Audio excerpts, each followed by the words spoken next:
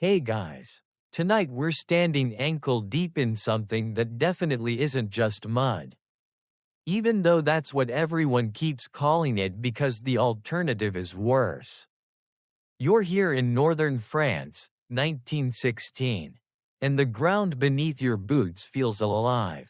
Like it's breathing slowly, reluctantly, under the weight of men, wood, and unspoken things. The trench walls sag inward, layered with wet earth and sandbags that smell faintly of rot and old rain.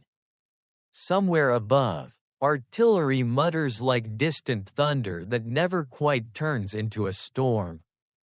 Just a constant reminder that the sky is angry and has a good memory. You pull your coat tighter, though it doesn't help much. And you already have the creeping sense that if this place wanted to keep you forever, it absolutely could. Honestly, you probably wouldn't survive long here, but we'll get to that. So, before you get comfortable, take a moment to like the video and subscribe, but only if you genuinely enjoy what I do here. And while you're at it, drop a comment telling me where you're listening from and what time it is for you right now. Now, dim the lights, maybe turn on a fan for that soft background hum, and let's ease into tonight's journey together. You don't arrive in the trench with a dramatic entrance. There's no music, no speech, no sense of destiny. You slide down a muddy incline, nearly lose your footing, and land in a shallow puddle that immediately soaks through your socks. Welcome to the front line. The smell hits next. A layered thing, wet soil, unwashed bodies, old food, and something faintly sweet that your brain politely refuses to identify. You tell yourself you'll get used to it. The way people say you get used to cold showers or early mornings. Historians still debate whether soldiers truly adapted to trench conditions or simply learned to endure them in shorter emotional bursts. You start to notice the sounds once your ears stop ringing from the trip in. There's the drip of water from wooden planks overhead, the squelch of boots moving past you, and the low murmur of men speaking in voices that never quite rise above a tired whisper. And then there's another sound, a soft scratching. At first, you assume it's just the wood settling or maybe your imagination stretching its legs. But it comes again, closer this time, followed by a quick, sharp squeak. You look down. That's when you see your first rat. It's bigger than you expected. Not cartoon big, but solid, well-fed, confident. It pauses on a plank a few feet away. Black eyes reflecting the dim light like tiny polished stones. It doesn't run, it just watches you. You watch back, the two of you locked in a quiet standoff that feels oddly personal. This isn't a scared animal darting through a barn. This is a resident, a local. Some soldiers joked that trench rats were the only ones truly thriving in the war. And standing here now, you're inclined to agree. Rats were a well-documented problem in World War I trenches. Drawn by food scraps, waste, and the abundance of bodies buried shallowly beneath the mud. That's the common historical fact you'll find in textbooks. The less commonly mentioned detail is how quickly these rats lost their fear of humans. You'll hear men swear that the rats recognized individual soldiers. That they knew who would kick and who wouldn't. Who slept deeply and who startled easily. Some historians still argue whether this was true recognition or just human pattern seeking under stress. But the stories were widespread enough to feel real in the moment. You step forward, and the rat finally moves, not away from you, but casually to the side, disappearing into a gap between boards. It feels like a judgment. You're already being evaluated.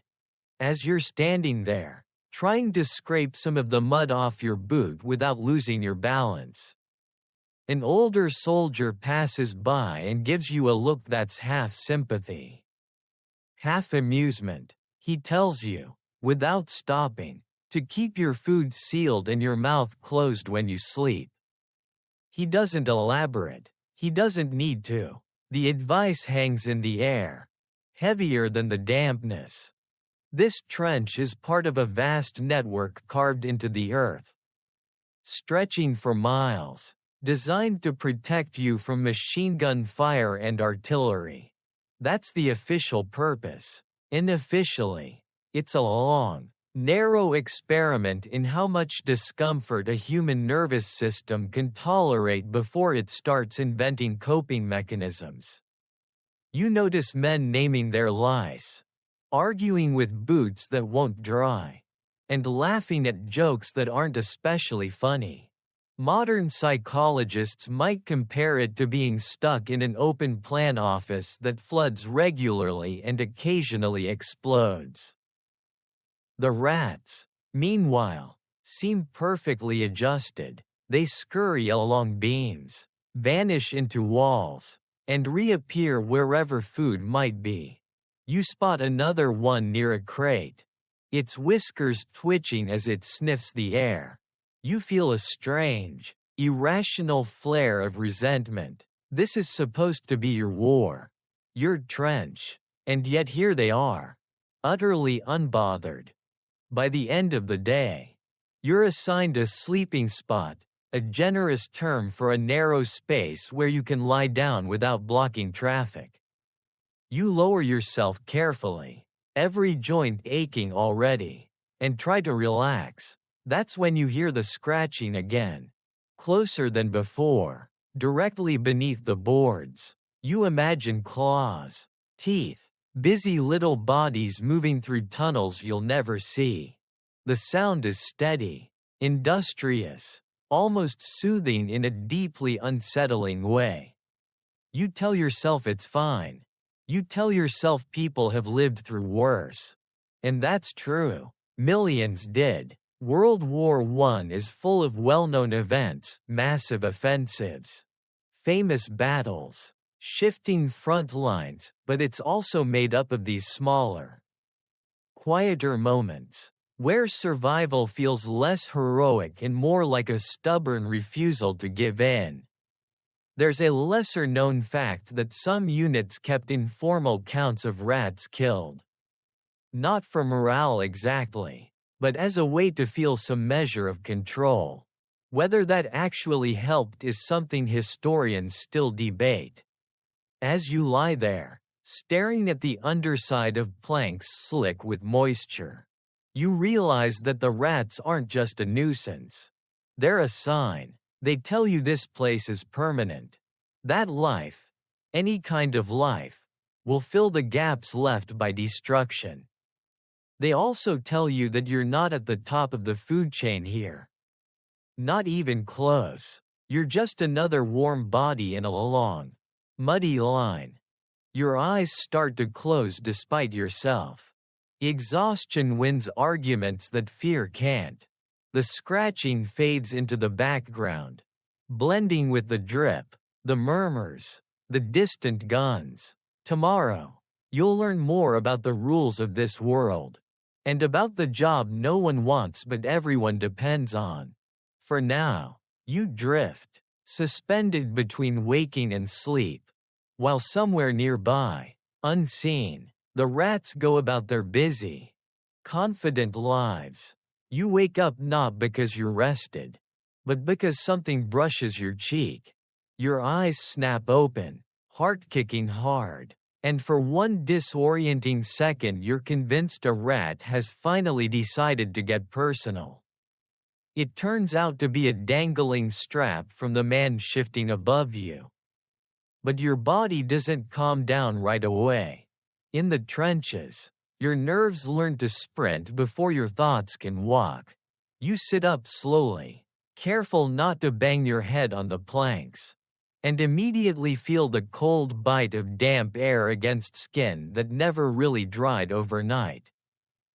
Morning in the trench doesn't arrive with sunlight so much as a slightly grayer version of darkness. The sky is hidden behind boards and canvas, and time is measured less by clocks than by routines. Stand to. Roll call. The distribution of food that tastes faintly of metal and resignation. As you chew, you notice tiny bite marks on a loaf nearby. Delicate half-moons that look almost artistic. Almost. A soldier notices you staring and snorts, telling you the rats got to it before you did, which somehow feels rude on a personal level. Later that day, you're summoned with a casual flick of a hand, the kind that suggests bad news delivered by someone who's already moved on emotionally. The sergeant doesn't make a speech. He just looks at you. Then at the corner of the trench where the scratching never seems to stop, and says they need someone on rat duty. Not officially, not on paper, just someone to handle it. You open your mouth to ask what that means. Then close it again when you realize the answer will be worse if you hear it out loud. Rat catching in the trenches isn't a formal role with training or equipment. It's more like an unspoken draft within the draft. Someone has to do it. And today that someone is you. The tools you're given are laughably basic: a stick, a sack, and a few improvised traps that look like they were designed by someone who'd never actually seen a rat. One older soldier claps you on the shoulder and says you'll figure it out. He grins in a way that suggests he already did, and didn't enjoy it. Historically, armies were well aware of the rat problem. Military reports from the period mention infestations, particularly in static trench systems like this one. The strange part, rarely emphasized, is how little centralized guidance there was on dealing with them. Some units used terriers, others relied on traps or poison, and many simply endured. Historians still debate whether rat control was genuinely effective anywhere, or if it mainly served as psychological reassurance for the men involved. Your first assignment is simple in theory. Clear out a section near the dugout where food is stored. In practice, it's like trying to evict ghosts.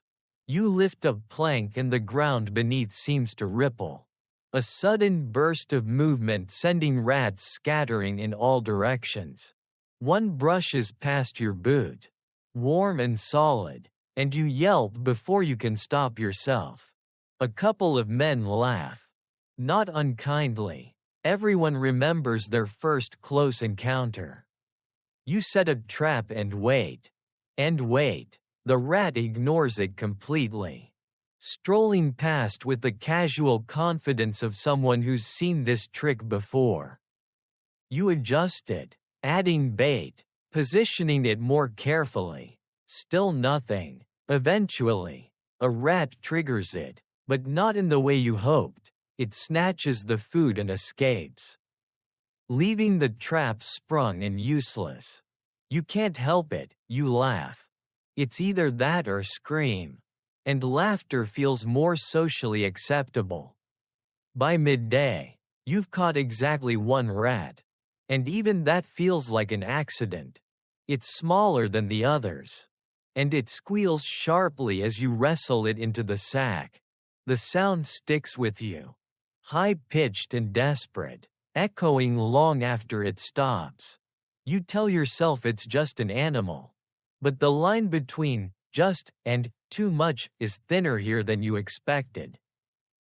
There's a widely known belief that trench rats grew unusually large due to their diet. What's less commonly mentioned is that size varied wildly, depending on location, season, and access to resources. Some rats were monstrous. Others surprisingly small. Soldiers often exaggerated, partly from fear, partly from boredom, and partly because everything feels bigger when you're tired and scared. Historians still argue how much of the legendary rat size was reality and how much was trench folklore. As the day wears on, you realize this job comes with an odd side effect. People start talking to you. They ask how many you've caught, complain about bites, joke about rats stealing their dreams. One man swears a rat dragged away his toothbrush. Another claims they can sense artillery fire before humans can. You nod, listen, and file these stories away, unsure which are true and which are coping mechanisms wrapped in humor. By evening, your arms ache and your patience is gone. You wash your hands in cold water that smells faintly of oil and rust. Scrubbing longer than necessary, when you lie down again, you're more aware than ever of the space around you. The scratching hasn't stopped. If anything, it sounds busier. You realize something unsettling as you close your eyes. Tomorrow, you'll do this again, not because you want to, but because now it's your job. In this trench, roles don't come with contracts. They come with expectation, and as sleep pulls you under, you have the distinct feeling that somewhere nearby, the rats are already adjusting to the idea of you. You start recognizing them before you mean to. Not individually at first, more like patterns. Certain rats favor the left side of the trench near the collapsed beam. Others always emerge after dusk. Never during the gray half-light of morning. There's one with a torn ear that keeps reappearing near the food crates. Bold enough to pause and sniff the air while you're standing right there. You don't name it, because that feels like a bad idea. But your eyes follow it longer than they should. Somewhere along the line, this stopped being just pest control and started feeling uncomfortably social. The trench settles into its daily rhythm. And so do you. You wake, you work, you listen. The scratching is no longer startling, it's informative. You begin to tell the difference between rats moving through mud and rats moving through wood. Between one rat and many. It's like learning a language you never wanted to speak. Modern people talk about background noise. But this is something else entirely. This is background life, constantly reminding you that the trench doesn't belong to you. You're just renting space. There's a commonly cited historical detail that trench rats fed on anything they could find, including food scraps and human remains. What's mentioned less often is how selective they could be. You notice they avoid certain areas entirely. Spots where the ground smells sharper. Where even the bravest rat seems reluctant to linger. Soldiers argue about why. Some say it's chemicals. Others say it's bad luck. Historians still debate whether rats were reacting to unseen dangers like gas residue or simply responding to changes in soil and moisture. But at the time, the uncertainty feels personal, almost accusatory. Your reputation grows. Men point out rats to you like they're reporting crimes. Someone hands you a piece of bread and says it's bait, though you suspect it's just stale enough that no one wants it. You accept it anyway. You've learned that refusing small offerings in the trench is like refusing a handshake, technically allowed. Socially dangerous. You wedge the bread into a trap and crouch nearby. Waiting. The rat appears almost immediately. It steps into view, pauses, and looks straight at you. Not in a dramatic way. Just calmly, as if assessing the situation. For a brief, absurd moment, you feel like you're being sized up. The rat advances, takes the bread, and vanishes without triggering the trap. You exhale slowly. Somewhere behind you, someone mutters that the rats are getting smarter. You don't argue. You've seen the evidence. There's a strange comfort and competence. Even here, you start catching more rats, not because the traps improve, but because you do. You learn where to stand, when to move, when to wait. You learn that sudden motions scare humans more than rats. The rats adapt too, changing routes, testing boundaries. It's an arms race no one will ever write medals for. Still, some soldiers clap when you succeed. And one even calls you a hero. You laugh, because the alternative is asking what kind of war makes this heroic. World War I is full of famous names and dates. But it's also built on unofficial specialists like you, men who became good at very specific, very unpleasant tasks. A lesser-known fact is that some soldiers were reassigned permanently to roles like rat catching. Not because they volunteered, but because they showed aptitude. Whether this improved morale or simply spread the misery more evenly is something historians still argue about.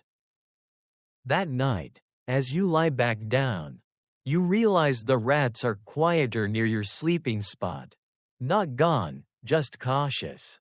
The scratching shifts farther away, like a conversation that lowers its voice when you enter the room.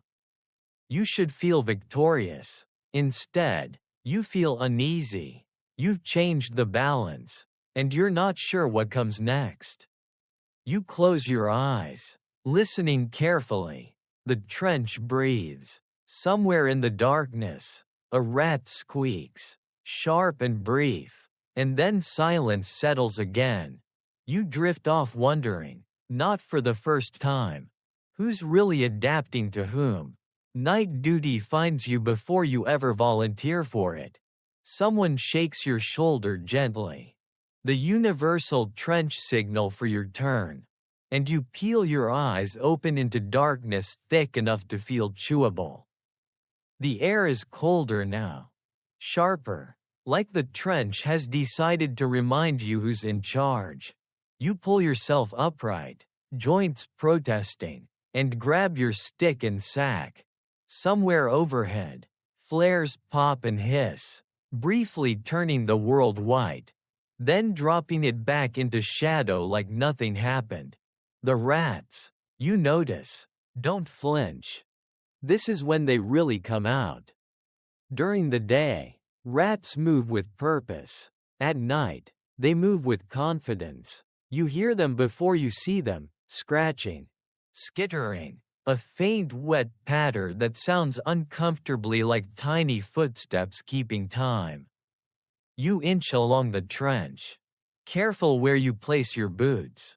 Every step feels loud, even though the guns never truly stop. Your breathing sounds like a violation of the local noise ordinance. There's a common historical image of trench warfare as endless chaos. But nights like this are strangely organized. Guards rotate, signals are passed, and somewhere in that system is you, the unofficial steward of the rodent population.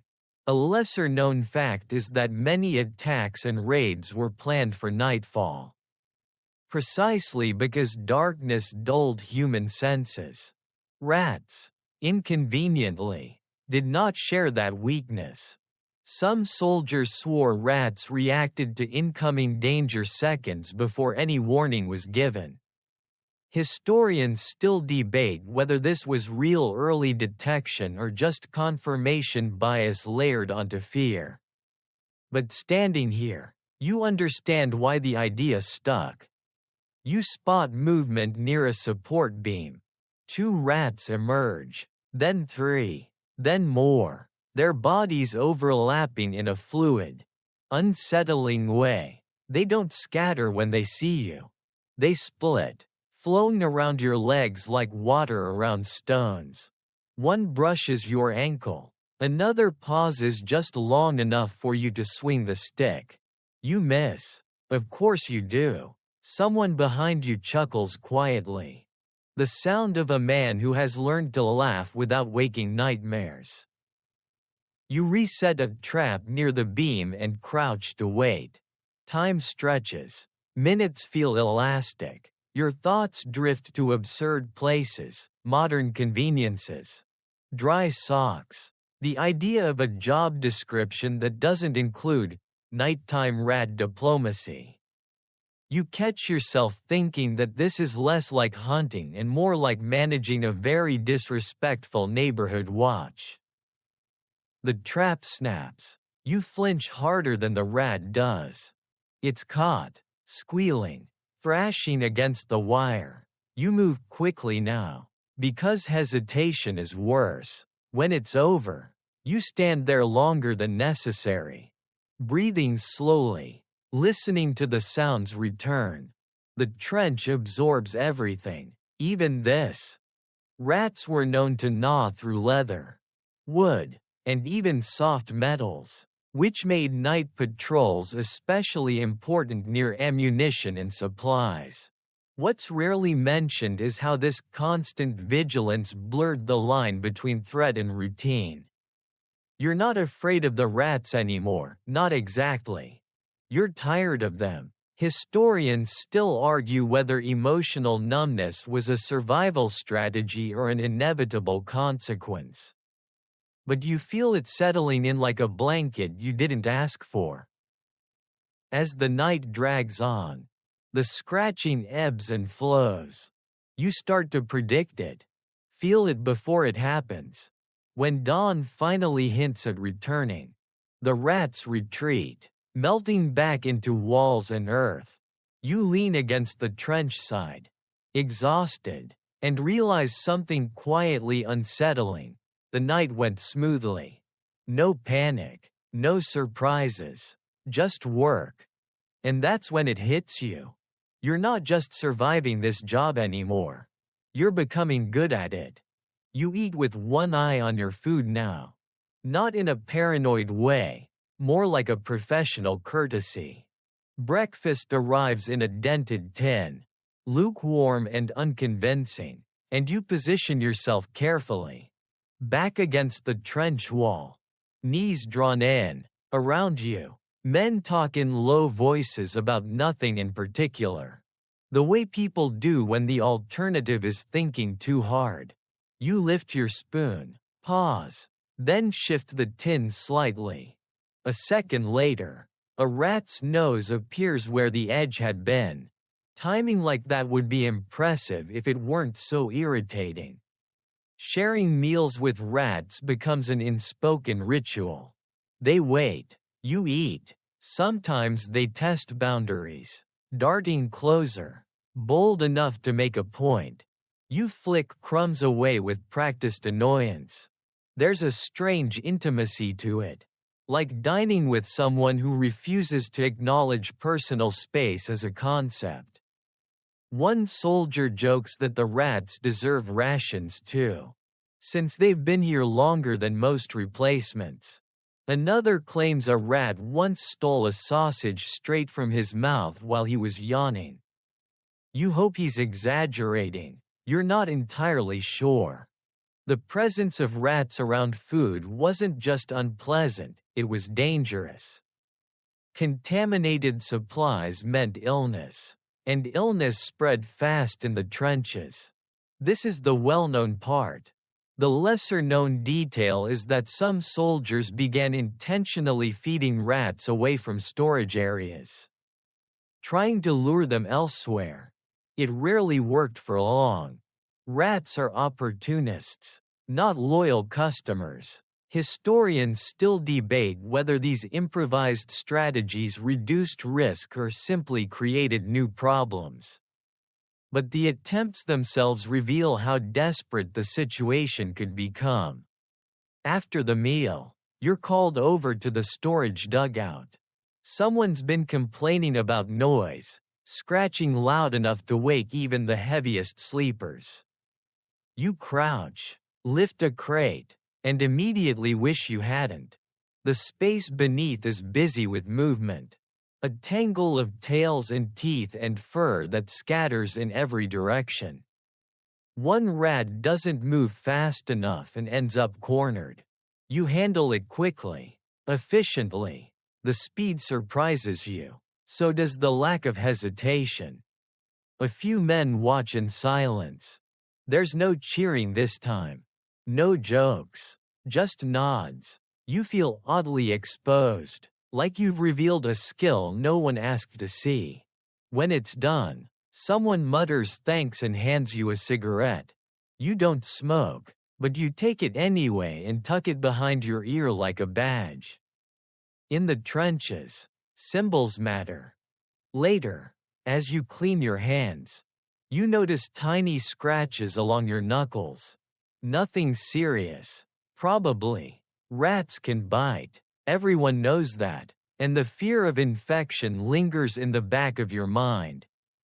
There were rumors of disease carried by fleas, of men falling ill seemingly overnight.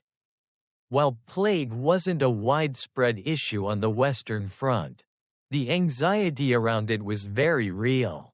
Historians still argue how much fear of rat-borne disease influenced morale versus how much was driven by rumor and imagination. By afternoon, the trench feels crowded in a new way. Supplies are moved, men rotate, and rats adapt instantly, reappearing in places you'd sworn were cleared. It's like bailing water from a leaking boat with a teacup. You're doing something, but the problem remains. A soldier asks how long you think it'll take to get rid of them for good. You almost laugh. Almost. That night, as you lie back down, you realize you've stopped reacting to the sound of rats near your head. You note it, catalog it, then move on. This, more than anything, unsettles you. Fear was familiar. Disgust too. Indifference feels like crossing a line you didn't know existed. You drift off wondering when exactly that line moved, and whether it will ever move back. The boards beneath your boots start to feel like a secret you're standing on. You notice it first when one plank sags just a little more than the others, dipping under your weight with a soft, tired creak. No one mentions it, no one ever does. In the trenches, there's an unspoken agreement that some questions are better left unopened, like crates with unfamiliar stains or letters that stop mid-sentence. The rats, however, have no such agreement. They gather near these spots, more densely, more confidently. You see them vanish into narrow gaps between planks and re-emerge minutes later. Whiskers twitching, bellies round. You don't need anyone to explain why. You already know. Everyone does. The dead don't stay buried properly in a place like this. Shelling churns the earth. Rain dissolves shallow graves. And the trench slowly incorporates what it's given. Rats are just efficient about acknowledging it. This is one of those truths about World War I that's widely known in abstract but rarely dwelled on in detail. Bodies often lay close, sometimes just beneath the surface. What's less often discussed is how quickly rats found them, and how thoroughly. Some soldiers claimed the rats preferred the eyes first. Others swore it was the soft tissue of the hands. Historians still debate how much of this was observation and how much was imagination sharpened by exhaustion. But the stories were common enough to leave a mark. You're sent to check a section where the smell has changed. Not stronger, just different. Sharper. You kneel, lift a plank, and confirm what you suspected. The ground beneath is disturbed. The earth darker, wetter. The rats scatter reluctantly, like kids told to leave a playground they technically don't own. You replace the plank carefully. Hands steady. Face carefully blank. You don't say anything when you stand up. No one expects you to. Later, someone jokes that the rats are better supplied than the living. It gets a few laughs. Thin and quick. Gallows humor thrives here because it has to. Without it, the weight of reality would press too hard. Too fast. You add your own quiet thought. That at least the rats don't pretend this place is temporary. You keep that one to yourself. Your job changes subtly after that. You're no longer just keeping rats out of food stores. You're managing borders, encouraging them away from sleeping areas, discouraging them from places where morale can't afford another blow. You set traps not to eliminate, but to redirect. It feels strange, negotiating with animals, but the trench itself feels like a negotiation between life and decay. Order and collapse. There's a lesser-known detail that some soldiers developed elaborate mental rules about where rats were allowed to be. Not officially, not spoken aloud, but understood. A rat near the latrine was tolerable. A rat near your head at night was not. Whether this helped psychologically or just created new anxieties is something historians still debate. You only know that it gives your mind something to organize. And organization feels like safety. That evening, rain begins again, soft at first, then relentless. Water seeps into everything. Rats flee upward, seeking drier ground, which means closer to you. You shoo one away with your boot and it hisses, a sound so sharp and offended it almost feels personal. You apologize under your breath before you can stop yourself. That worries you more than the hiss. When you finally lie down, the scratching beneath the boards is louder than usual, more frantic. The trench feels crowded with invisible movement. You focus on your breathing, slow and steady, letting the sound blur into something almost like wind through leaves. Almost. As sleep takes you, a thought drifts through your mind. Uninvited but persistent. The rats know exactly what's under those boards. And now, so do you. The air changes before anyone says a word. It's subtle at first, an edge to it, like metal held too close to the tongue. You're halfway through resetting a trap when the rats do something strange. They stop, not scatter, not hide, they hesitate. A few freeze in place. Whiskers stiff, bodies low to the ground. Then, almost as one, they bolt, streaming away from the front line and deeper into the trench, pouring past boots and gear in a living current. Someone curses. Someone else shouts a warning. Your stomach tightens before your mind catches up. Gas. The alarm follows a second later. Shouted and echoed, a sound that cuts through everything else. You reach for your mask with hands that suddenly feel too big. Too clumsy. Training takes over. Rough and rushed. Mask on. Check the seal. Breathe. Around you, men fumble and swear, helping each other in quick, practiced motions. The rats are gone now. Vanished into cracks and darkness. Leaving the trench briefly, eerily empty. Gas attacks are one of the most infamous features of World War I. Chlorine. Phosgene, mustard gas, drifting low and clinging to the earth. That's the part everyone knows. What's less commonly discussed is how unreliable early warning systems could be. Especially in bad weather. Some soldiers claimed animals sensed gas before humans did. Rats, birds, even insects were said to react moments earlier. Historians still debate whether this was genuine sensitivity or coincidence remembered because it fit the narrative. But in moments like this, you don't care why, you care that they ran. The gas rolls in quietly. A pale haze hugging the trench floor. Your mask fogs slightly as you breathe.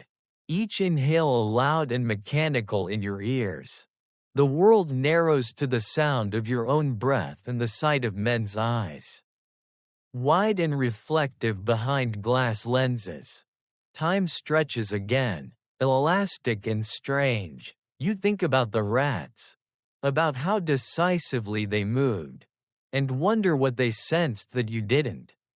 Minutes pass, maybe more, it's hard to tell. Eventually, the order comes to stay masked.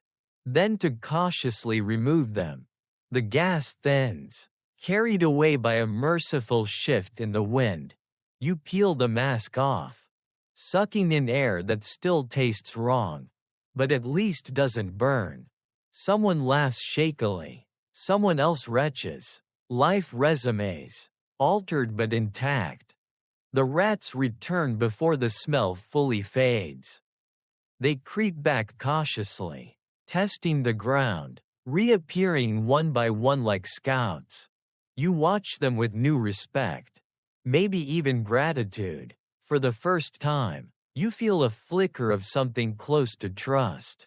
That feeling makes you uncomfortable almost immediately. Trusting rats feels like tempting fate. Later, as you wipe down your mask and check your traps, a soldier nudges you and says maybe you should watch the rats more closely. Maybe they know things. You shrug, non-committal, but the idea sticks. In a place where official warnings can fail, unofficial signals start to matter. There's a lesser-known account of units delaying movements because animals behaved oddly beforehand. Whether this saved lives or just delayed the inevitable is something historians still argue about. That night, the trench is quieter than usual.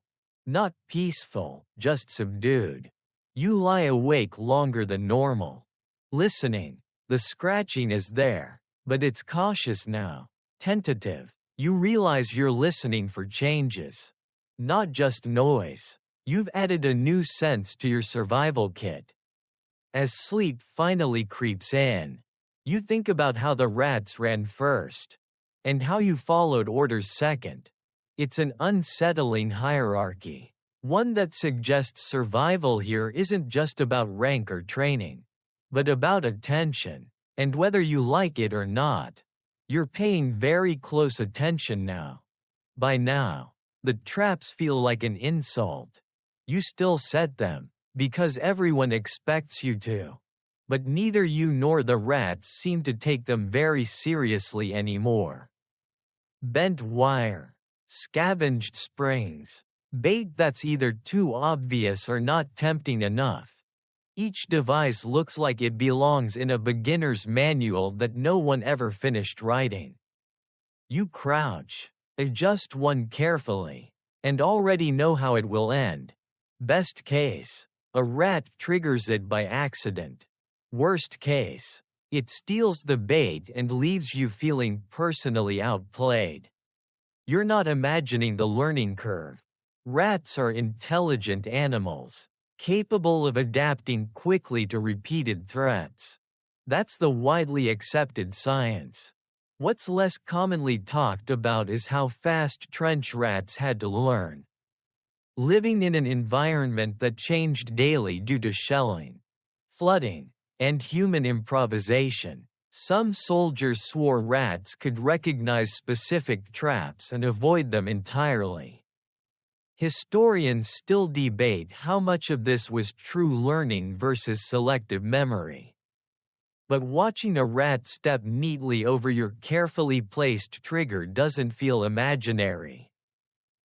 Someone suggests poison. Someone else reminds them that poisoned rats tend to crawl into walls and die there, making the smell 10 times worse. The idea is quietly abandoned. Another man mentions dogs, terriers, specifically, but there aren't any available here. And even if there were, you're not convinced it would end well. The trench isn't exactly designed for teamwork between species. So you improvise. You start blocking routes instead of baiting them, forcing rats toward areas where they're less disruptive.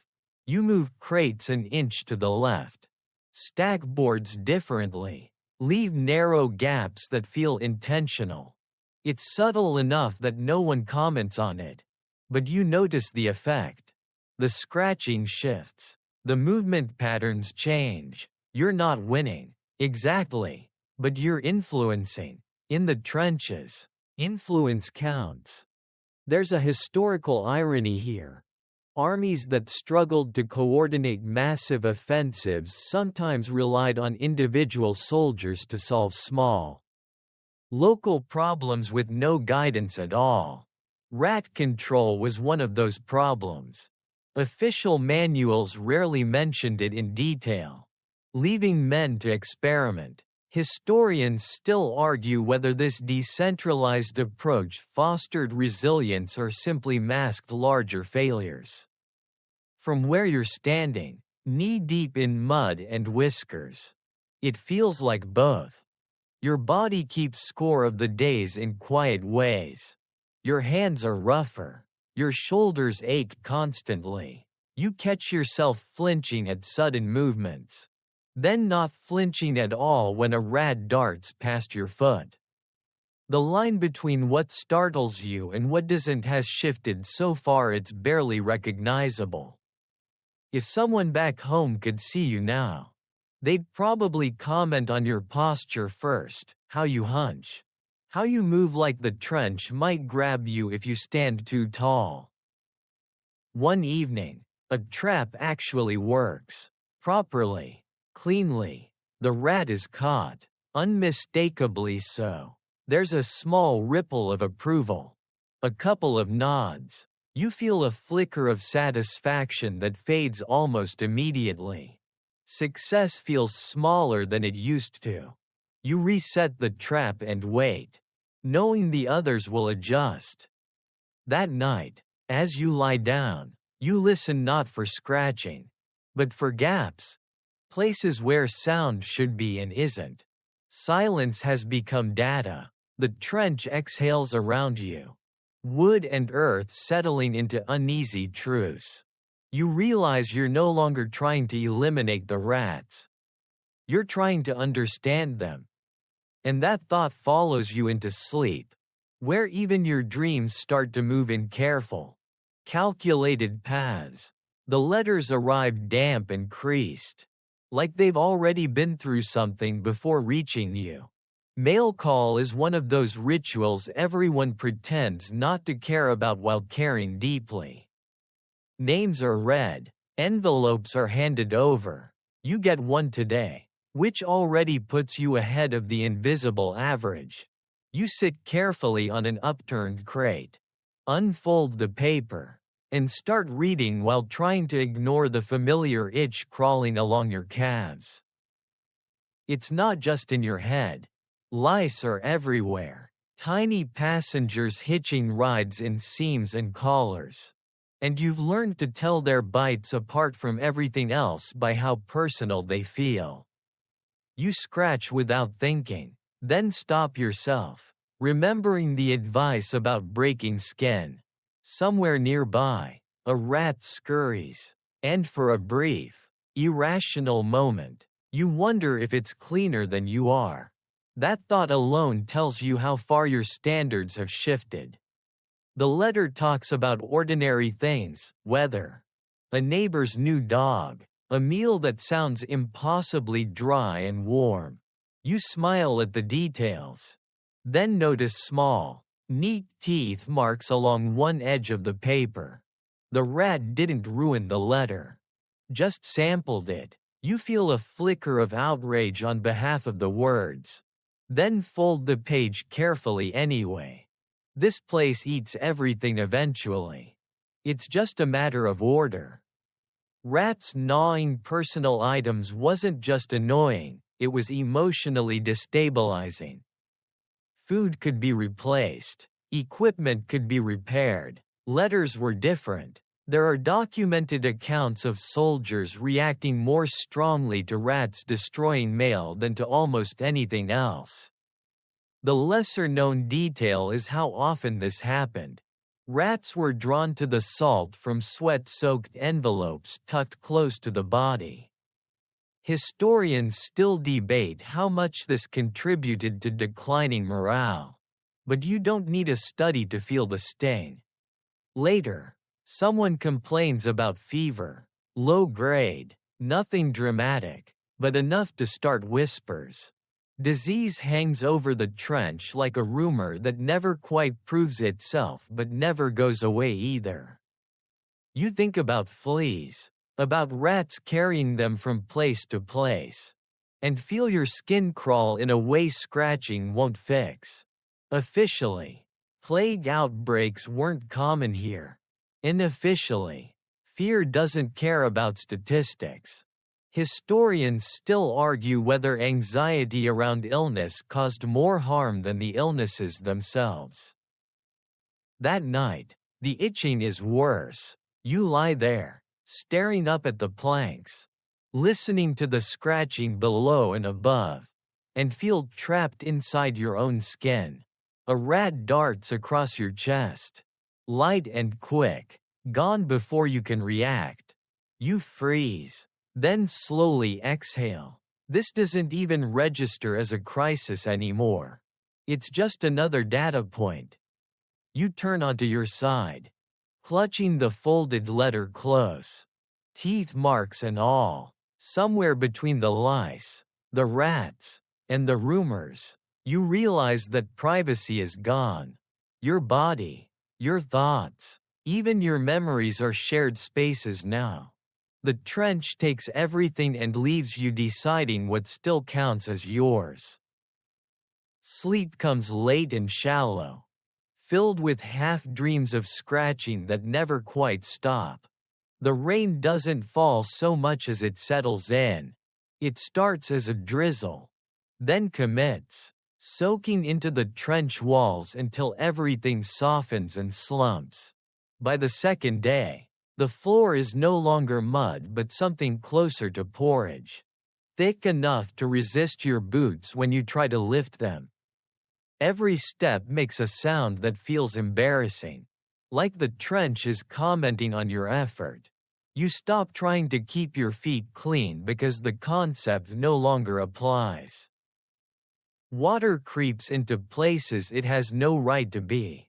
Your socks are permanently wet now, heavy and cold, and your toes ache in a way that feels distant, almost theoretical. Men talk about trench foot in the same tone people use for bad weather forecasts, casual, resigned, pretending it won't happen to them. The rats, meanwhile, adapt instantly. They move higher, along beams and ledges, using you as stepping stones when necessary. You feel one hop from crate to shoulder and back down again. And you don't even swear. Flooding was a constant problem in many trench systems, especially during prolonged rain. That's the standard historical note. What's less emphasized is how flooding changed rat behavior. They became more visible, more desperate, more willing to interact. Some soldiers claimed the rats grew bolder during heavy rain, forced out of burrows and into human space. Historians still debate whether this was increased aggression or simple proximity. But the effect was the same: more contact, less illusion of separation. You're ordered to help shore up a wall that's threatening to collapse. You work side by side with men whose faces are streaked with mud and exhaustion. Hands numb, movements slow, as you hammer a plank into place. Rats pour out from behind it, scattering through the water. One slips, scrambles, then disappears between your legs. You feel it brush skin and wonder absently how something so small can feel so present. Food arrives late and wetter than usual. You eat standing up, because sitting would mean committing to the water. And you're not ready for that. A rat paddles past your boot. Tiny limbs working furiously. It looks at you as it goes. Eyes bright, almost cheerful. You laugh. A short, surprised sound. The absurdity lands perfectly. Somewhere, someone shakes their head and says you're losing it. You don't argue. There's a lesser-known fact that during severe flooding, some trenches became temporarily uninhabitable, forcing men to rotate out or crowd into limited dry sections. Rats didn't leave, they simply climbed. Historians still argue how much these environmental stresses accelerated psychological fatigue compared to combat itself. Standing here, soaked and swaying slightly with tiredness, you suspect the answer is more than anyone wanted to admit. That night, sleep is impossible. Water drips steadily, rats move constantly, and your feet throb with dull insistence. You lie back and stare at the darkness, feeling the trench shift and breathe around you. When you finally close your eyes, it's less sleep than surrender. Your mind floating just above the surface of awareness. Somewhere in that half state, you realize something else. If the rain keeps coming, the rats will keep climbing, and there's nowhere left for you to go but up, or deeper in. You stop thinking of sleep as something that happens. Now it's something you negotiate. You lie down when you can, curl into the smallest version of yourself, and hope the trench accepts the offer. Fear doesn't spike anymore, it hums. Steady and familiar, like tinnitus for the soul. The rats contribute their part, scratching, squeaking, the soft thud of bodies landing where you didn't expect them. None of it surprises you. That might be the strangest part. The men around you change, too, not all at once, but in details. Quieter voices, longer pauses before answering questions, eyes that track movement just a little too closely. Someone laughs at the wrong moment and no one comments. You all understand. The trench has a way of sanding people down, smoothing sharp reactions into something more manageable, if less human. There's a well-known fact that prolonged exposure to trench conditions led to what was later called shell shock. The lesser-known truth is how early the symptoms could appear. Even without direct bombardment, constant stress, lack of sleep, and environmental strain played their own roles. Rats were often mentioned in personal letters and diaries as symbols of that strain. Even when the writers avoided graphic detail, historians still debate how much everyday discomfort contributed to psychological collapse versus combat trauma itself. You're on watch when a rat crawls over a sleeping man's face. It pauses on his cheek, whiskers brushing skin, then moves on. The man doesn't wake. You don't intervene. It's not cruelty, it's triage. Waking him would cause panic. And panic spreads faster than disease in a trench. You tell yourself this calmly, reasonably, like someone who's practiced the explanation. Later, when you lie down, you think about that moment longer than you expect to. Not with guilt, exactly, more with curiosity. You wonder when your instincts rewired themselves. When your definition of acceptable shifted so quietly. The trench didn't announce the change. It just waited for you to adapt. The rats seem to sense this shift. They move freely now, confident but not reckless. You've become part of the environment. Another predictable obstacle. You listen to their movement the way sailors listen to waves. Not for comfort, but for information. Silence means one thing, sudden noise means another. You catalog it all without conscious effort. There's a strange rumor making its way down the line that some men talk to the rats when they can't sleep. Not loudly, not publicly, just murmured words in the dark. You dismiss it at first, then catch yourself whispering a warning when you roll over. A soft move barely shaped into sound. The rat obliges. You stare at the planks, heart steady, wondering what you've just crossed. Historians still argue whether these kinds of small behaviors signaled resilience or breakdown. From the outside, the line looks clear. From inside the trench, it's invisible. All you know is that you're still functioning, still useful, still here. As the trench settles into another uneasy night, you let your eyes close, trusting not safety, but familiarity. The rats move, you listen, and for now, that's enough.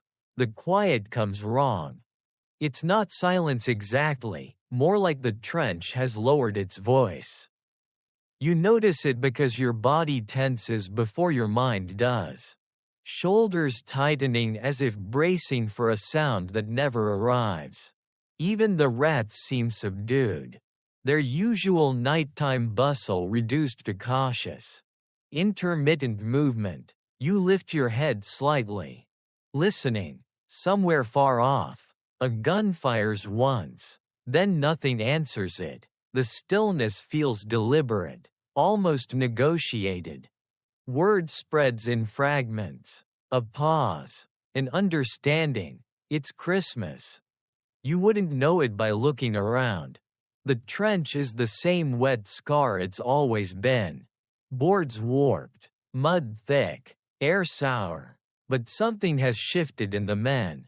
Voices soften. Jokes lose their edge. Someone hums a tune that takes a moment to recognize. Thin and wavering but unmistakably familiar. You feel a tug in your chest that surprises you with its strength. The Christmas truce of 1914 is one of the most well-known moments of unexpected humanity in World War I, though it didn't happen everywhere and didn't repeat itself on the same scale in later years. That's the common version. The lesser-known detail is how uneven it was.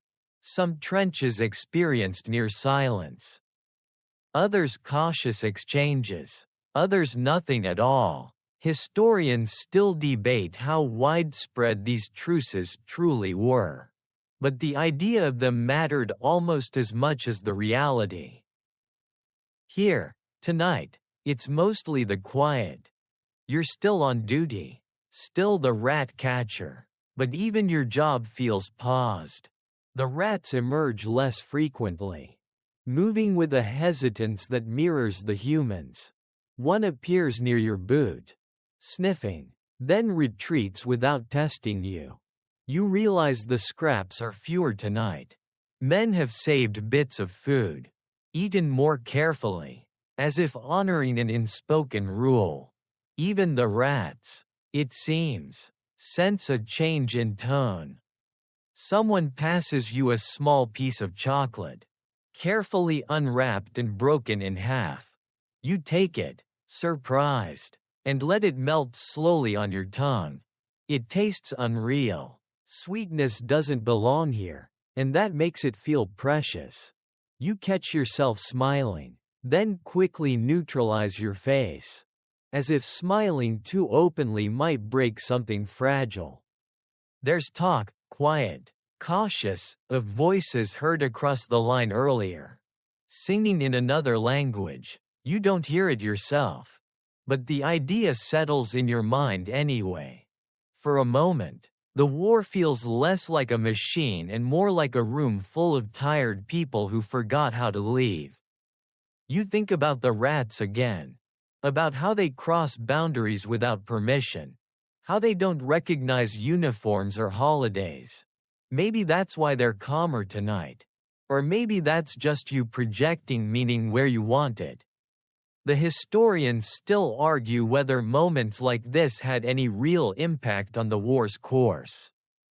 Militarily, probably not. Psychologically, it's harder to measure. Standing here, listening to the softened trench, you feel something loosen inside you, not hope.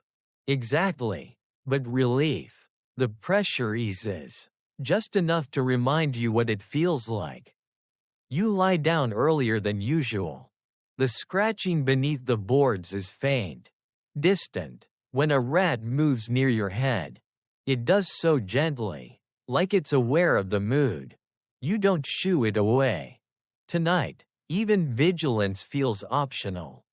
Sleep comes more easily than it has in weeks. And as you drift off, you hold onto the quiet, knowing it won't last. Tomorrow, the trench will remember what it's for. But for now, in this narrow pocket of time, even the war seems to be holding its breath. The morning after the quiet feels louder than any bombardment. Sound rushes back in all at once, the clatter of tins.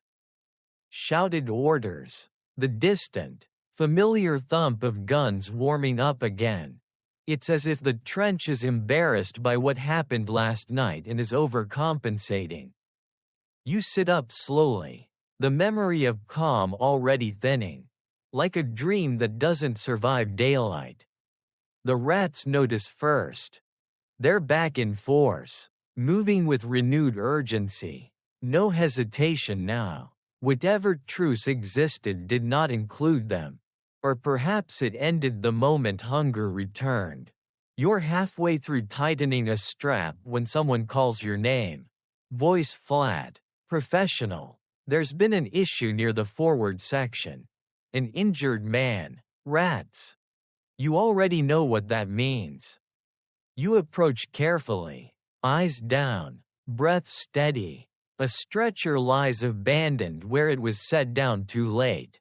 A dark shape beneath a blanket that doesn't quite cover everything it should. The rats are there, several of them, scattering when they sense you. But not fast enough to hide what they were doing. You stop a few steps away. You don't need to get closer. The picture completes itself. This is one of those realities of trench warfare that's widely acknowledged but rarely described in detail. Wounded men, unable to move, sometimes became targets. Rats were opportunistic, not malicious, drawn by blood, warmth, stillness. The lesser-known truth is how quickly it could happen. How little time it took for vulnerability to be noticed. Some soldiers claimed it happened within minutes. Others insisted it took longer. Historians still debate the frequency of these incidents. But the fear of them was universal. You do what you're there to do. You chase the rats off. Your movements sharp, efficient. You don't look at the man's face. Someone else will handle that part. Your job is containment, not closure. When it's done, you step back, heart steady in a way that feels wrong. You're aware of the reactions around you, the tightening jaws, the averted eyes, but none of it touches you directly. You feel insulated, like your emotions have been wrapped in oilcloth. Later, a soldier jokes weakly that at least the rats are consistent. No one laughs. He shrugs, embarrassed, and changes the subject. Gallows humor has limits, and this crossed one of them. You think about how last night felt, how briefly the trench softened, and how quickly it snapped back. The contrast leaves a deeper mark than either state alone. There's a lesser-known practice that emerged in some units after incidents like this. Guards were assigned to wounded men not just to watch for enemy movement, but to keep rats away. It wasn't official policy everywhere, Sometimes it was just an understanding. Historians still argue whether this was effective or simply symbolic. But symbols matter here more than people admit. That night, you sleep poorly. Every small movement jolts you awake. When a rat scurries near your shoulder, you sit up instantly, heart pounding, stick already in hand. The rat freezes, then retreats. You stay awake long after, staring into the dark, replaying the image you tried not to see earlier. Something has shifted again, not forward, not back, just sideways, into a space where yesterday's quiet feels almost cruel in hindsight. You lie there, listening to the trench reassert itself, and understand that some sights don't fade. They just wait. Superstition creeps in quietly, the way mold does, first as a faint discoloration, then suddenly everywhere. You notice it in the way men glance at the rats now. Not just with disgust, but with calculation. Someone swears the rats disappear before heavy shelling. Someone else insists they gather before bad news. You don't comment, but you listen. In the trenches, patterns become currency, and belief is often cheaper than certainty. You're resetting traps when a man approaches you. Hesitant, almost embarrassed. He asks if the rats have been acting strange. You ask him to clarify. He can't, just different. You nod anyway. That seems to satisfy him. You've become an authority on behavior no one actually understands. It's an odd promotion, but you take it seriously. In a place like this, even shaky expertise feels like a lifeline. There's a well-known historical habit among soldiers of adopting charms, rituals, and taboos, lucky coins, specific routines, unwashed socks worn into battle. The lesser-known detail is how often animals became part of these belief systems. Rats, in particular, were seen as omens in some units, either of danger or survival. Historians still debate whether this reflected genuine observation or the human need to assign meaning to randomness. But the effect on behavior was real. You catch yourself doing it too.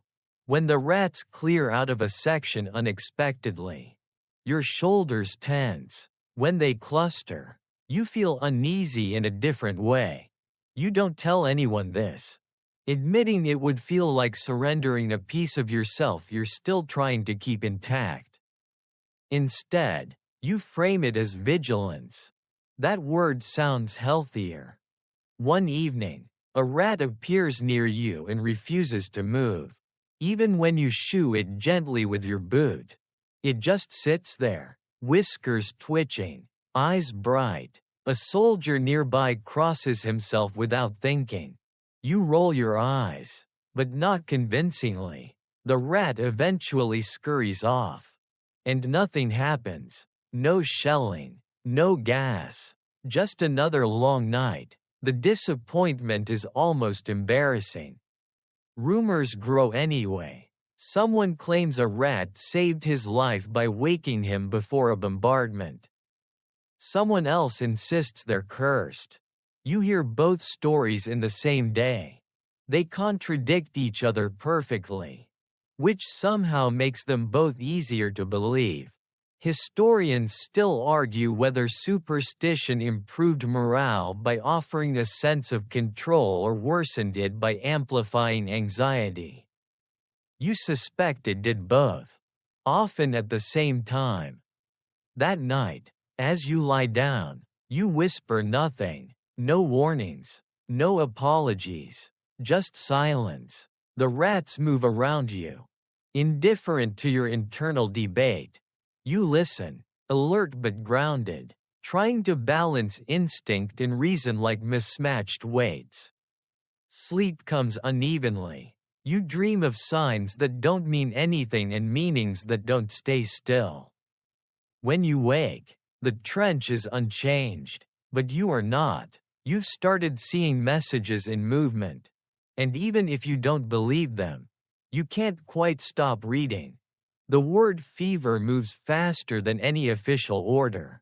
It drifts down the trench in half-sentences and lowered voices. Never quite landing but never leaving either. Someone 2 bays over is shaking. Someone else hasn't woken properly all morning.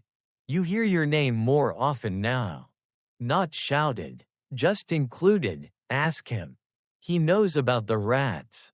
You resist the urge to point out that knowing rats doesn't mean knowing disease. Here, the difference feels academic. You start noticing the men who scratch too much, who move slowly, whose eyes look glassy even in decent light. You notice yourself doing it too, taking mental notes, building quiet lists. Fleas become the villain of the week, tiny and invisible, blamed for every ache and chill. Rats get dragged into it by association. That's how fear works here. It builds families of causes. Guilt by proximity. There's a well-established historical fear of typhus and other flea-borne illnesses during the war, though major outbreaks were more common on other fronts. That's the textbook version. The lesser-known truth is how little that distinction mattered to the men living it. The threat felt immediate, intimate. Any bite could be the one. Any shiver could mean more than cold. Historians still debate how much this constant low-grade panic affected decision-making and morale. But you can feel its weight pressing down on everyday interactions. A man asks you outright if rats carry sickness.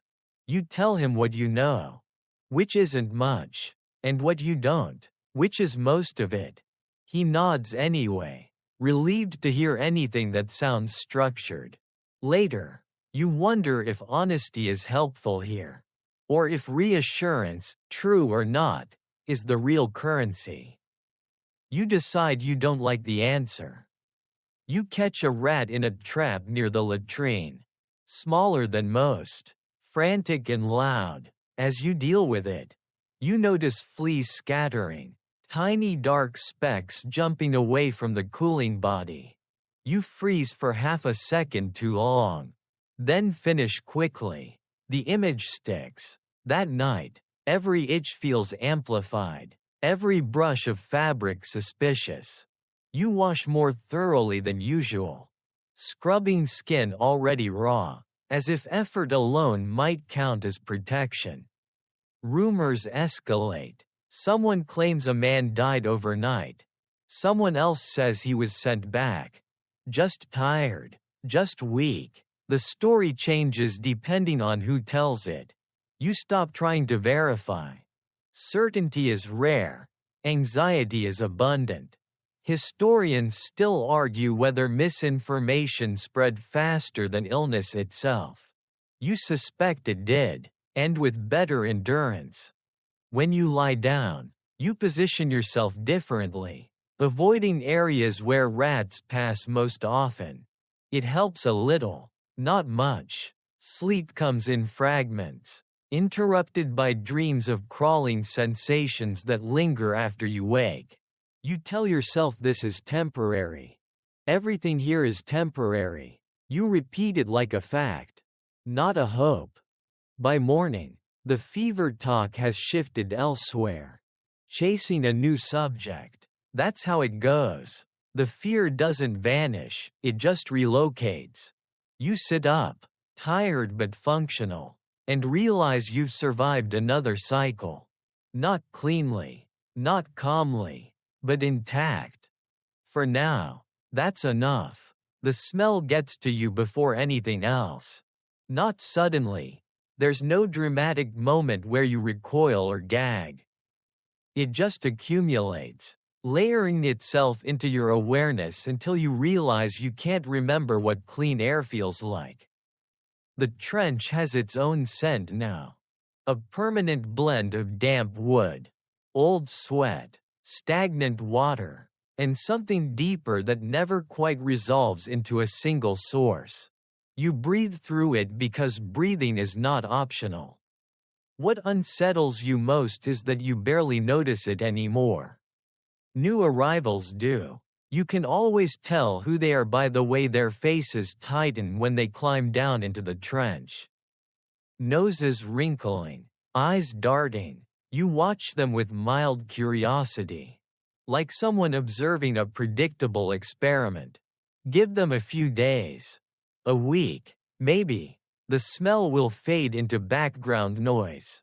Filed away by a brain that's learned what matters and what doesn't. Historians still debate how sensory overload reshaped soldiers' perception of normalcy. But the loss is easy to spot when it happens. The rats seem immune. They move through the trench with noses low. Unbothered. As if the smell is simply part of the architecture. You envy that. Briefly. Then you realize you've become more like them than you're comfortable admitting. You navigate by scent now. 2.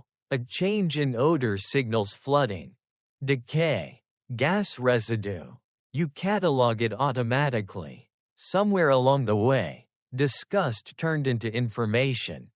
There's a lesser-known detail in trench diaries about how men associated specific smells with safety or danger. A sweet, chemical note meant one thing. A sharp, metallic tang meant another. Rats were often mentioned as indicators, not because they caused these smells, but because they reacted to them. Historians still argue whether this was learned behavior or coincidence. But standing here, nose full of trench air, you trust your instincts more than theory.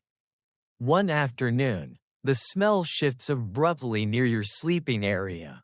Not stronger, new. You crouch, lift a plank, and confirm what you feared. Something underneath has changed state. You replace the board carefully and mark the spot in your mind. You don't tell anyone unless you have to. Some knowledge is a burden you choose not to share. The rats gather there later, of course.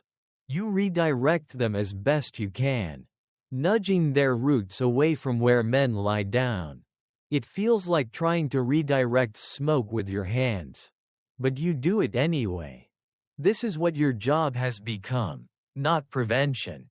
Not control. Just mitigation. Keeping the worst from becoming immediate. That night, you lie back and inhale slowly. Deliberately. The smell doesn't bother you anymore. And that realization lands heavier than the smell itself. You wonder what else you've stopped noticing. What other lines have blurred without asking your permission. Sleep comes, shallow but steady. The rats move, the trench breathes, and you drift off aware that when this is over, if it ever is, you may miss even this. Simply because it became familiar. The artillery starts before you hear it. That sounds impossible, but your body reacts first, muscles tightening, jaw clenching. Like it's learned the schedule better than your brain ever could. Then the sound arrives. A deep, rolling concussion that presses against your chest rather than your ears. The trench shudders. Dust drifts down in lazy spirals. Somewhere, someone mutters a curse that's more tired than angry. The rats lose all composure. They burst from hiding in every direction. No longer cautious or clever. Just fast. They pour out of cracks. Scramble over boots. Collide with each other in blind panic. One leaps straight onto your thigh.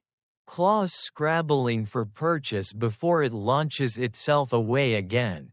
You barely react. There are bigger things falling out of the sky right now. If anything, the rat seems embarrassed by the encounter. Heavy artillery barrages were a defining feature of World War I, sometimes lasting hours or even days. Designed to soften enemy positions before an assault. That's the standard history. What's less commonly mentioned is how disorienting these barrages were even when they missed. The ground vibrated constantly, collapsing tunnels, shifting supports, rearranging the trench from one moment to the next. Rats, with their underground networks, were often the first to feel these changes. Historians still debate whether rats truly anticipated artillery strikes or simply reacted faster to early vibrations and pressure changes. But watching them now, you understand why soldiers paid attention. You crouch low, bracing yourself as another explosion lands closer this time. Water sloshes, boards creak, someone yells for everyone to stay down. As if that's optional, the rats cluster briefly near you. Then scatter again, indecisive, as though even they can't agree on the safest direction.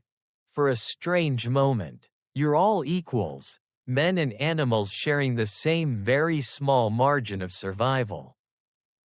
A shell lands close enough to knock you sideways. You hit the mud hard, breath whooshing out of you, and lie there for a second longer than necessary, letting the world settle. When you push yourself up, rats are everywhere again, weaving through chaos with frantic energy. One pauses, stunned, right in front of you. You lock eyes.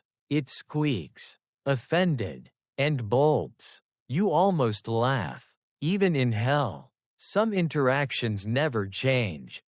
The barrage eases as abruptly as it began.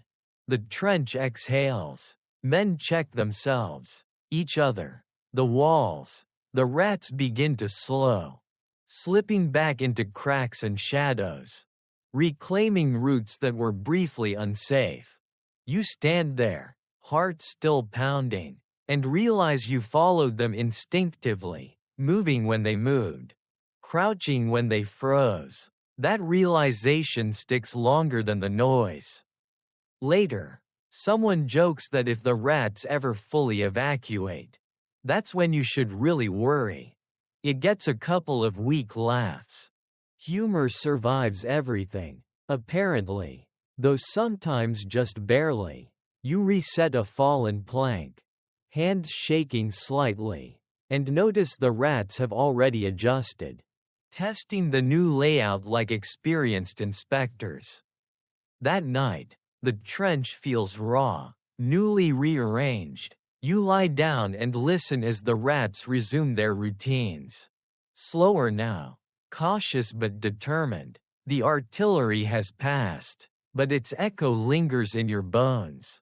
You realize you learned something today, not from training or orders, but from watching panic move on four legs. When sleep finally comes, it carries the dull throb of distant guns and the memory of rats running beside you. All of you just trying to stay upright while the world tried very hard to knock you down.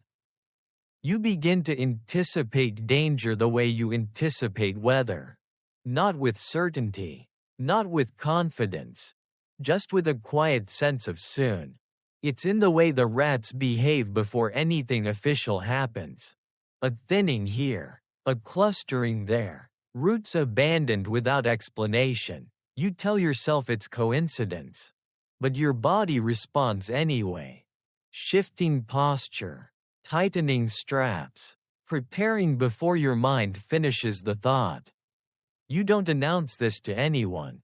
You simply start moving a little earlier, ducking a little lower, choosing where to stand with more care. When someone asks why you relocated a crate or blocked a passage, you shrug and say it felt wrong where it was. That answer satisfies more people than you expect. In the trenches, intuition carries surprising authority. There's a well-known idea that seasoned soldiers developed a sixth sense for danger. That's the popular framing. The lesser-known detail is how often that sense was built on observation of small, indirect signs, changes in sound, vibration, animal behavior. Rats were part of that data set whether anyone liked it or not. Historians still debate whether this amounted to genuine predictive skill or just heightened alertness remembered selectively after survival. But the men who lived it trusted the feeling. One afternoon, you notice the rats abandoning a low section of trench unusually early. No shelling, no alarms, just a collective decision. You hesitate, then follow suit, moving your work to higher ground and quietly encouraging others to do the same. An hour later, a sudden downpour floods the abandoned area. Water surging through like it was waiting for permission. Someone slaps your shoulder and calls it good luck. You don't correct them. The rats start treating you differently too. They don't fear you, but they acknowledge you, altering routes when you're present, testing boundaries more carefully. You feel like part of the landscape now. Another fixed feature they've mapped.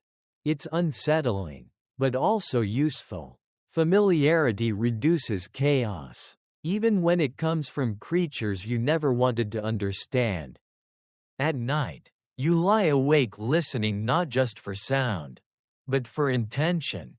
Fast movement means panic. Slow movement means confidence. Sudden silence means something. You adjust your breathing to match the trench. Steady and unremarkable. This is how survival feels now, not dramatic, not heroic, just quietly competent. There's a strange pride in it, one you don't examine too closely. You've learned something real here, something no manual covers. Whether it will help you tomorrow, or matter at all in the long run, is another question. Historians still argue how much these small adaptations actually changed outcomes versus simply making unbearable conditions slightly more manageable.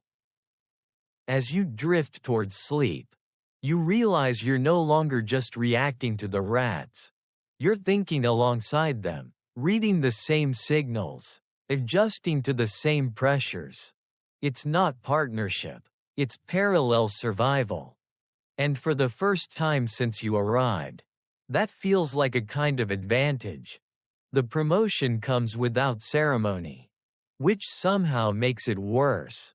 No handshake, no paper, just a quiet shift in expectations.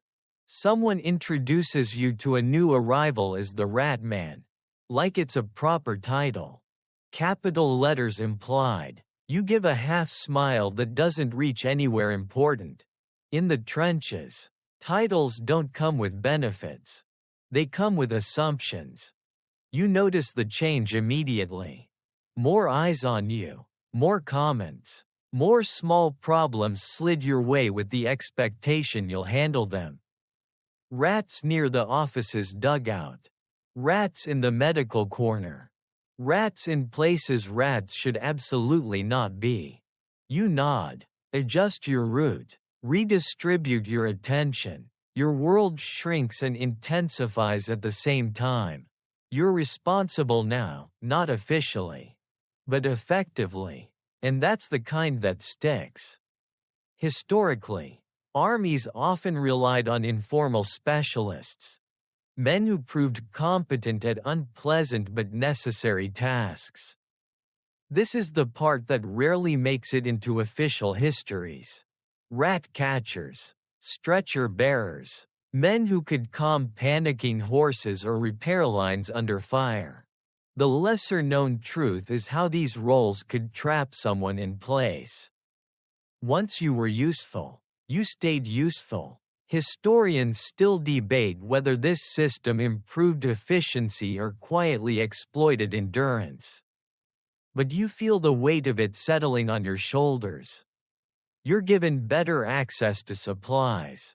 Which sounds helpful until you realize it just means more places to patrol. You're allowed into dugouts others avoid. Spaces heavy with antiseptic and fatigue. Rats don't care about rank or purpose. They move where warmth and food collect. Which means they follow the injured, the exhausted, the important. You do your best to keep them away without drawing attention to why they're there in the first place. The men treat you differently too. Not with admiration exactly, but with a kind of relieved distance. You deal with something they'd rather not think about. That makes you useful and slightly separate. Jokes about rats stop when you approach. Complaints soften. You're both inside and outside the group now. Like a bridge no one wants to cross unless they have to. There's a moment, late in the day, when you catch yourself giving instructions. Quiet ones, confident ones, and they're followed. That realization lands harder than any explosion. Authority has crept up on you disguised as necessity. You didn't ask for it. But here it is, sitting on your shoulders like another layer of mud. That night, as you lie down, the rats move smoothly around you, as if aware of your expanded territory. The trench feels smaller, tighter, more dependent. You listen to the scratching and realize something uncomfortable. You're no longer just managing rats. You're managing expectations. And that's heavier than any sack you've ever carried. The food situation worsens quietly. The way bad news prefers to arrive here. No announcement, no sudden shortage. Just a steady decline in quality and quantity that everyone pretends not to measure. Bread grows denser. Tins arrive dented and lighter than they used to be. You notice because the rats notice. Their roots tighten around supply areas. Movements more urgent, less playful. Hunger sharpens everyone the same way. You're called to the storage trench again. This time with an edge of real frustration in the voice that summons you. A crate's been chewed through. Not nibbled, destroyed. Teeth marks score the wood in frantic arcs. And the smell inside tells you everything you need to know. Flour ruined. Hard biscuits reduced to powder and droppings. Someone swears loudly, then stops, glancing around like the trench might take offense. Rats damaging supplies is a familiar historical problem in trench warfare. That's the accepted fact. The lesser-known detail is how emotionally charged these losses were. Food wasn't just fuel, it was time, effort, hope delivered in a box. Watching it disappear felt personal, almost targeted. Historians still debate how much these small deprivations affected combat readiness versus morale. But the anger they sparked was unmistakable. You examine the crate carefully. The rats didn't attack at random. They went straight for the weakest joint, gnawed through with methodical precision. This wasn't desperation, it was expertise. You point this out quietly. And someone mutters that the rats are better engineers than half the men here. It gets a brief laugh. Then dies. Jokes don't land well when hunger's involved. You reorganize what's left, elevating supplies, sealing gaps, redirecting rat paths as best you can. It helps, but only partially. The rats adjust almost immediately. Testing your changes like critics reviewing a renovation. You feel a flare of irritation that surprises you with its intensity. You're tired of being outthought by animals. Then you catch yourself and shake your head. That way lies madness, or at least a very long night. Later, as you eat a reduced portion, you notice a rat watching from a beam overhead. It doesn't approach. It doesn't flee. It just waits. You chew slowly, aware of the absurd tension in the moment. You flick a crumb away without looking. The rat takes it and disappears. A transaction. You tell yourself it's strategic, not sentimental. There's a lesser-known practice that emerged in some units. Intentional sacrifice of small amounts of food to keep rats from attacking larger stores. Officially discouraged, unofficially common. Historians still argue whether this reduced overall loss or simply legitimized the problem. But standing here, stomach half full and patience thinner than ever, the logic feels unavoidable. That night, hunger makes sleep lighter. You dream of chewing, of gnawing through obstacles, of teeth meeting resistance and winning. When you wake, the image lingers just long enough to make you uncomfortable. You sit up, listen to the rats moving through the dark, and realize something with a quiet, unwelcome clarity. They're not just taking your food. They're reminding you how fragile enough really is. The silence after battle is never empty. It just feels that way at first. Like your ears are catching up to reality after being overwhelmed. The guns stop, abruptly enough to leave a ringing vacuum behind. And everyone freezes, not out of fear, but uncertainty. You wait for the next sound the way you wait for a wave to hit shore after you've already been knocked down once.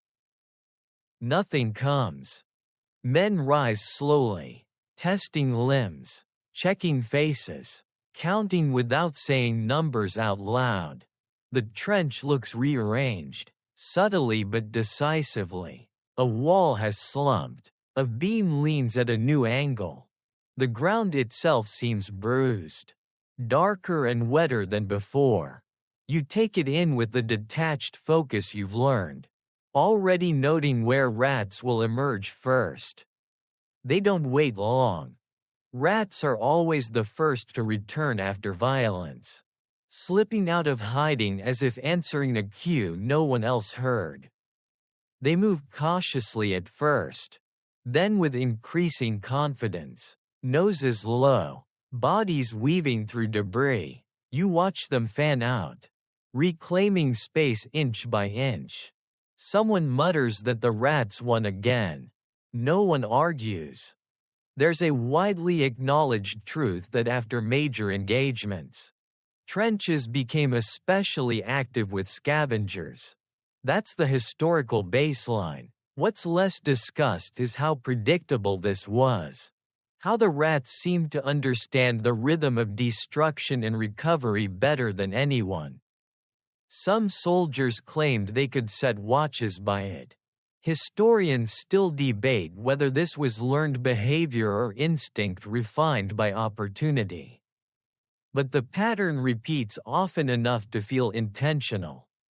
You move through the aftermath carefully, nudging rats away from places where men are trying not to look too closely.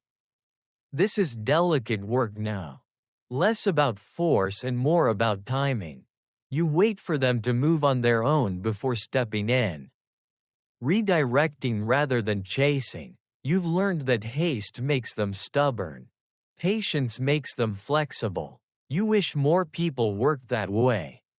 A body is brought back, wrapped and silent. Rats scatter reluctantly, as if annoyed at the interruption. You feel a flicker of anger this time, real, sharp, brief.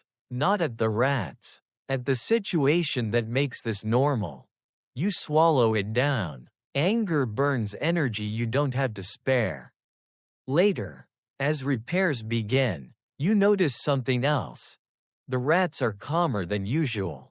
Not absent, just settled. The chaos fed them, and now they're content. It's an uncomfortable realization, one you don't share. Some thoughts don't improve morale by being spoken. There's a lesser-known detail in trench records about how quickly order was re-established after combat. Not because of discipline, but because survival demanded it. Rats were part of that ecosystem, cleaning, redistributing, accelerating decay and renewal at the same time. Historians still argue whether acknowledging this helped soldiers cope or simply deepened the horror. Standing here, boots sinking into freshly churned earth, you suspect it depended on the person. That night, the trench feels oddly peaceful. Like a city after a storm. You lie down, exhausted beyond fear, listening as rats move steadily, purposefully. The battle is over, the cleanup has begun, and the rats, as always, are right on schedule. The dreams start to feel crowded. You're not running or falling or reliving explosions like the stories say you should. Instead, you're lying still while something scratches just out of sight. Over and over. In the dream, you know exactly where the sound is coming from. But you never quite look. You wake with your jaw clenched. Heart steady. Mind oddly calm. That's the part that bothers you. The fear has learned manners. Daytime doesn't fully clear it. You move through your tasks with practiced efficiency. But there's a lag now. Like your thoughts are half a step behind your body. Someone asks you a question and you answer correctly. Then realize a moment later that you don't remember deciding to speak.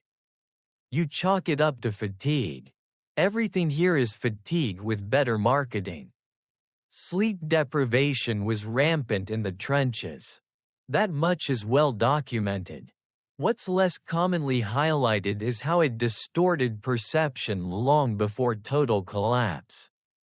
Men reported hearing sounds that weren't there, or misinterpreting real ones. Rats featured heavily in these accounts, not always physically present, but imagined, amplified, multiplied. Historians still debate where the line sits between stress response and early psychological injury.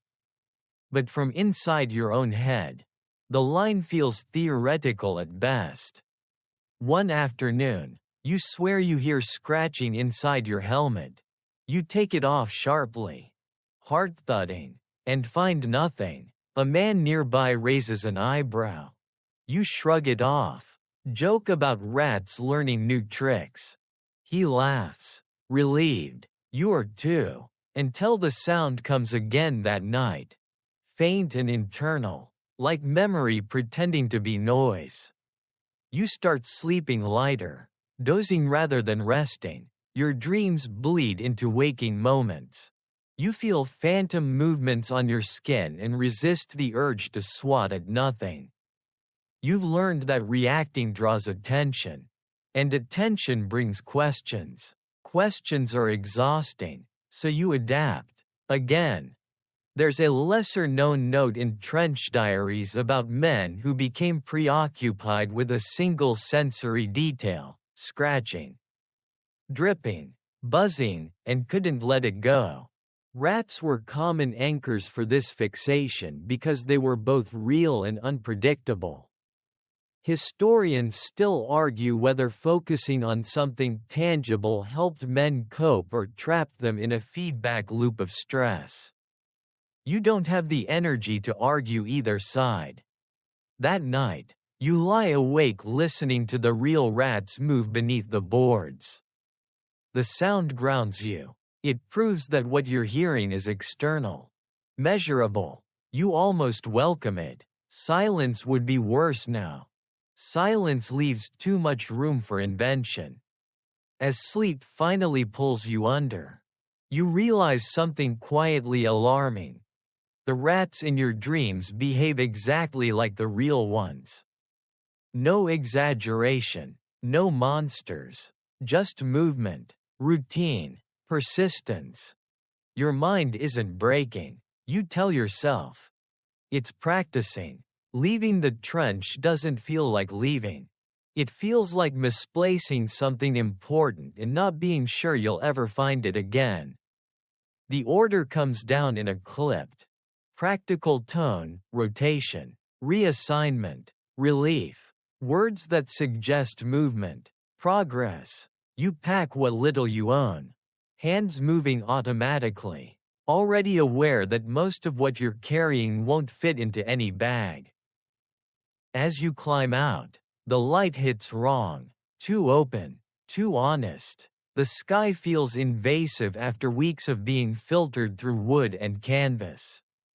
You blink more than necessary, eyes watering, and someone jokes that you look like a mole seeing daylight for the first time. You laugh on cue, but the sound feels borrowed. You keep glancing back at the trench, half expecting to see movement following you. You don't. That's the unsettling part. The rats don't come with you.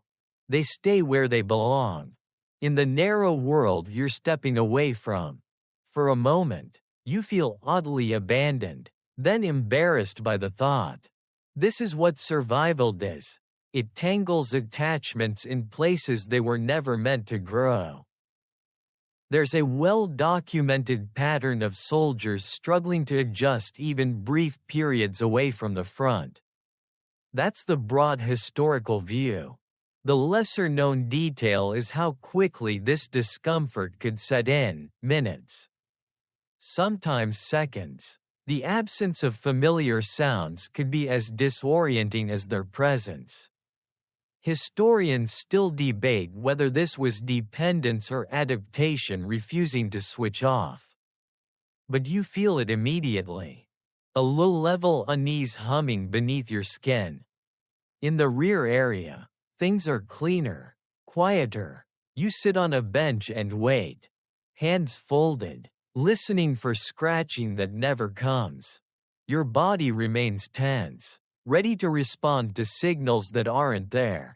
Someone offers you food. You thank them, eat slowly, and realize halfway through that you're chewing too carefully, guarding bites that no one intends to steal. That night, you sleep in a bed. A real one. It feels wrong, too soft, too still. You wake repeatedly, convinced you've overslept something important. In the darkness, you imagine rats moving beneath the floorboards. And the thought is almost comforting. When you realize it's imagined, the comfort fades. You tell yourself this is temporary. You'll adjust. Everyone does. Historians still argue how long that adjustment actually took, and for how many it never truly completed. Lying there, staring at a ceiling that doesn't drip, you understand that leaving the trench doesn't erase it. It just relocates it. And as sleep finally takes hold, shallow and uncertain, you realize the scratching you miss isn't the rats at all. It's the rhythm they gave your fear. Home, if that's what this is supposed to be, doesn't sound right anymore. The war winds down in fragments. Rumors first, confirmations later. You hear words like armistice and ceasefire spoken with careful optimism, as if saying them too loudly might break something fragile. When it's finally official, there's relief. Celebration even, but it feels oddly distant to you. Like news from a town you once lived in but no longer recognize. You return to civilian life carrying habits no one warned you about. You eat quickly. You sleep lightly. You pause before stepping into dark spaces, listening for movement that never comes. At night, when the world is quiet in a way the trenches never allowed, your mind fills the silence on its own. You imagine scratching behind walls, beneath floors, inside the bones of buildings that are far too clean to justify it. World War I ended with treaties, parades, and promises of normalcy. That's the historical headline. The lesser-known truth is how many soldiers brought the war back with them in small, invisible ways. Sensory memories lingered, smells, sounds, rhythms. Rats appear frequently in post-war accounts, not as fearsome creatures, but as symbols of something learned and never quite unlearned. Historians still debate whether these memories faded naturally or were simply buried under routine. But standing here, in a quiet room that feels too large, you suspect it's the latter. You try to explain it once. Just once. You mention the rats casually. As an anecdote, a strange detail from another life. The listener smiles politely, nods, then gently steers the conversation elsewhere. You don't blame them. Some things only make sense in narrow spaces. Underground, where survival rewrites context. Over time, the images soften, the fear dulls, the scratching fades, but it never disappears entirely. Sometimes, late at night, you catch yourself listening again, not anxiously, just attentively. Old habits die quietly. You learn to live with it. That's the real ending, not triumph, not closure, just adaptation, continuing long after the need has passed. And now, as we reach the end of tonight's journey, the pace slows, the edges blur, the trench recedes, boards and mud dissolving into shadow. The rats move farther away, their sounds softening, becoming memory rather than presence. Your breathing steadies, your shoulders loosen. You're safe now. The war is over. The night is quiet in a kinder way. Let the images dim, let the scratching fade into nothing at all. Rest here. Sleep gently. You've done enough. End of script. Sweet dreams.